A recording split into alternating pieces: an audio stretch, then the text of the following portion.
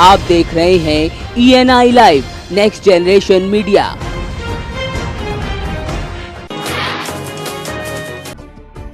BHU में छात्रा के साथ हुई छेड़छाड़ की घटना के बाद तमाम यूनिवर्सिटियां चौकन्नी जरूर हो गई हैं, लेकिन छात्राएं विशेष रूप से सहमी हुई हैं। इसी के चलते बलिया में जननायक यूनिवर्सिटी से संबद्ध महाविद्यालयों की सुरक्षा परखने की कोशिश की गई। सुरक्षा को लेकर जब इन महाविद्यालयों का जायजा लिया गया तो तस्वीर बिल्कुल उलट सामने आई। बड़े बड़े दावे करने वाले कई महाविद्यालयों में तो आज तक CCTV कैमरे नहीं है, साथ ही बाहरी अराजक तत्वों के प्रवेश पर भी कोई रोक टोक नहीं। महाविद्यालयों के प्रोफेसर्स का मानना है कि बीएचयू की घटना के बाद यहाँ कोई अंतर नहीं आया है।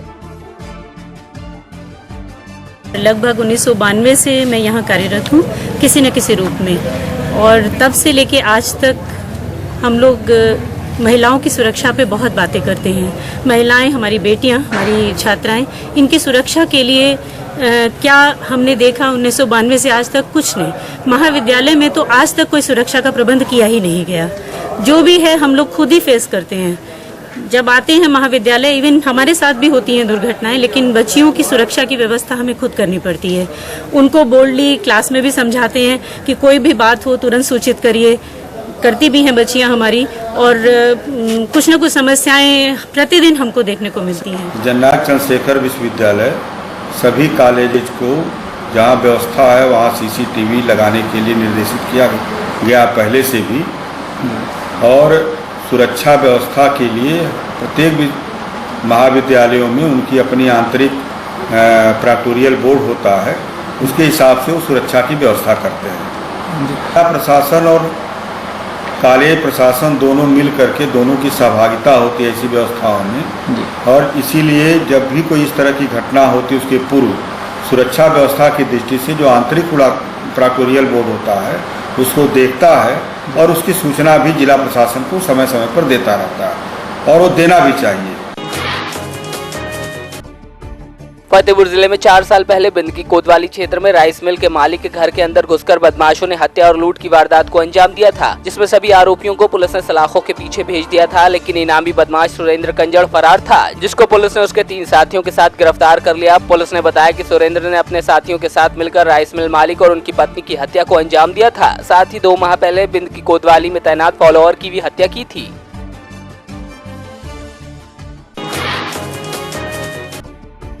देवरिया पुलिस ने चर्चित डॉक्टर अब्दुल खालिद हत्याकांड समेत 2 अन्य हत्याकांड का खुलासा किया है। डॉक्टर अब्दुल खालिद हत्याकांड में पुलिस ने एक नामजद आरोपी को बिहार सीमा से गिरफ्तार किया है। हत्या की वजह पुरानी रंजिश बताई जा रही है। इसके साथ ही गौरी बाजार में ससुर की हत्या करने वाले दामाद को भी पुलिस ने गिरफ्तार किया, तो वहीं रामपुर कारखाना हत्याकांड के आरोपियों को पकड़कर जेल भेजा गया है।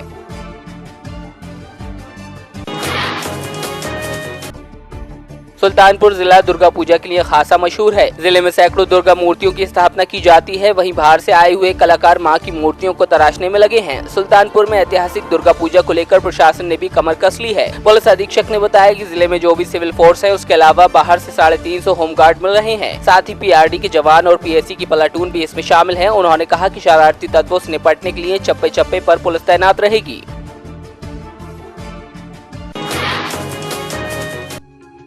सिद्धार्थनगर जिले के दुर्गा मंदिरों में शारदीय नवरात्र के चलते भक्तों का सैलाब उमड़ा। नवरात्र की अष्टमी पर जिले के योग माया मंदिर में सुबह से ही भक्तों की भीड़ मां के दर्शन के लिए पहुंची। इस मंदिर के पुजारी का कहना है कि ये मंदिर 500 साल पुराना है। कहा जाता है यहाँ मांगी जाने वाली हर मनोकामना को मां पूरा करती हैं। मंदिर में यूँ तो साल भर श्रद्धालु दर्शन के लिए आते हैं, लेकिन नवरात्र पर योग माया मंदिर में भक्तों का सैलाब उमड़ पड़ता है।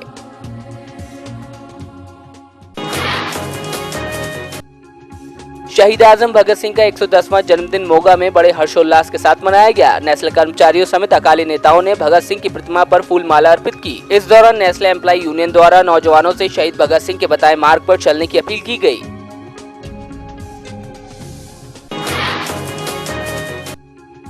फाजिल्का में शहीद भगत सिंह के जन्मदिन पर पुलिस द्वारा एक मैराथन का आयोजन किया गया, जिसमें पंजाब भर से आए 3000 से ज्यादा युवक और युवतियों ने हिस्सा लिया। मैराथन में हास्य कलाकार गुरप्रीत सिंह घोगी भी शामिल हुए और मैराथन को हरी झंडी दिखाई।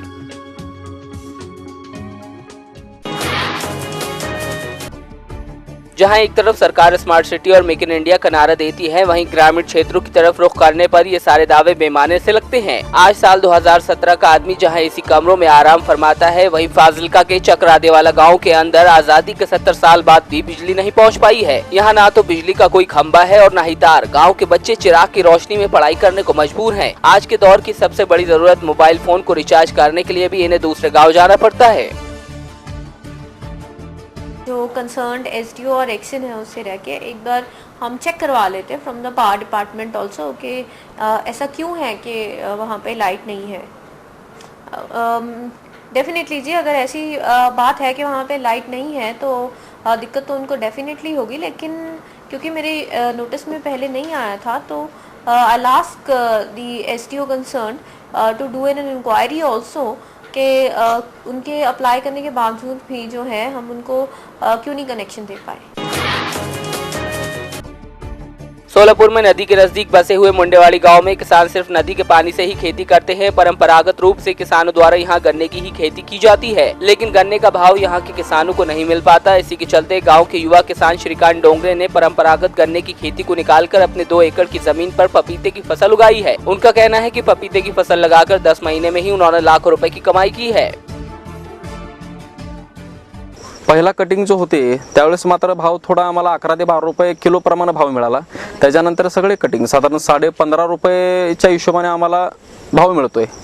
आतापर्यंत साधारण एक 20 टन आमचा माल गेलेला आहे। आज बागेमध्ये बघायला गेलं तर फक्त 20 ते 25 टन कटिंग झालेलं आहे। बाग सध्या जागेला 70 ते 75% बाग अजून शिल्लक आहे। बाग म्हणजे ह्या सुरुवातीच्या 3 ते 4 कटिंगमध्ये आम्हाला कमीत कमी 2.5 ते 3.5 लाख रुपयाचं उत्पन्न झालेलं आहे।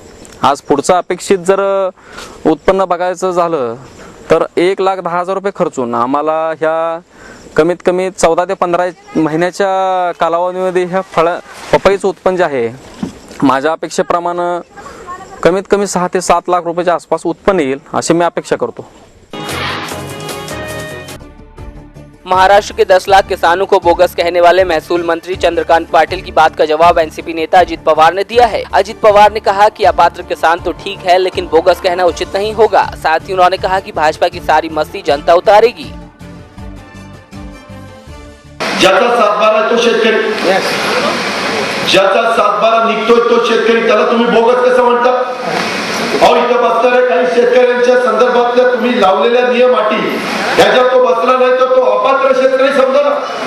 कर्ज घेण्याच्या करता तो अपात्र शेतकरी, पण बोगस शेतकरी कसा म्हणतात? आणि मी त्या मंत्र्याला म्हणलं तूच बोगस आहे काय, मग त्याला वाटणार तो मंत्री बोगस, त्याचा पक्ष बोगस। आणि त्या शेतकऱ्यांच्या जीवावर तुम्ही तिथं बसले ना, त्यांचे प्रांताध्यक्ष सरळ आमच्या शेतकऱ्यांना साले म्हणतात। तुम्ही शिवराळ भाषा वापरता, कशाची एवढी मस्ती आली? मस्ती उतरवण्याचं काम देखील ही जनता करू शकते, याची जाणीव कुठेतरी या मंडळींच्या ठिकाणी।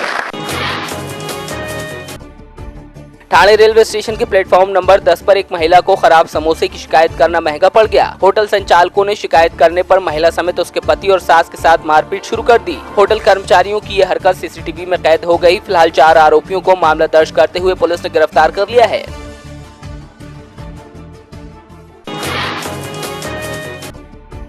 नवरात्र को देखते हुए दमोह एसपी ने पुलिस को मुस्तैद और चौकन्ना रहने के निर्देश दिए हैं। इसी के चलते दमोह पुलिस ने 2 चैन स्नैचर्स को गिरफ्तार किया है। बताया जा रहा है चेकिंग के दौरान बाइक सवार चैन स्नैचर भागने का प्रयास कर रहे थे, लेकिन इन्हें दबोच लिया गया। पूछताछ में आरोपियों ने कई घटनाओं को कबूला है।